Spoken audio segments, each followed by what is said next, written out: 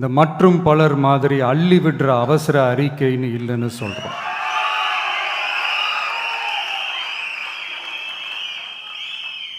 திமுகவும் மற்றும் பலரும் ஒண்ணுதான்னு நாம சொன்னோம் இல்லையா?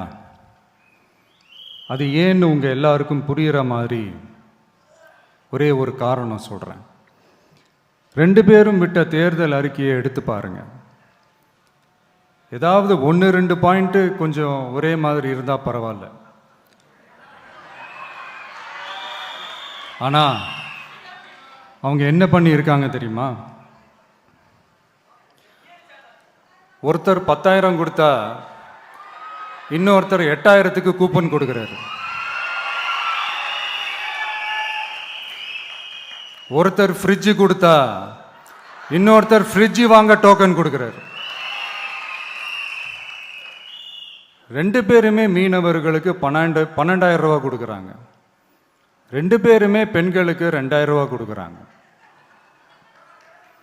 இப்படி ரெண்டு பேரும் ஒரே தேர்தல் அறிக்கையை பேரை மாற்றி கலரை மாற்றி தந்திருக்கிறாங்க. இவங்க ரெண்டு பேரும் வேற வேற இல்லை, ஒரு குடையின் கீழ் இருக்க கொள்கை கூட்டம்தான். ஆனால் இந்த ரெண்டு ஊழல் கூட்டம் மாதிரியெல்லாம் நாம் ஏமாற்றவே மாட்டோம். நமக்கு மக்கள் தான் முக்கியம், அவங்க மனசு தான் முக்கியம், அவங்க வாழ்க்கை தான் முக்கியம். என்னெல்லாம் செய்ய முடியுமோ, எதெல்லாம் பிராக்டிக்கலோ, எது பாசிபிளோ அதை மட்டும்தான் சொல்லி இருக்கிறோம்.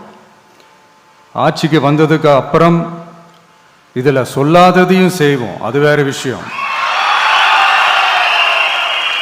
ஆனால் இப்போ செய்யறத செய்ய முடிஞ்சதை மட்டும்தான் இப்போ இதில் சொல்லி இருக்கிறோம்.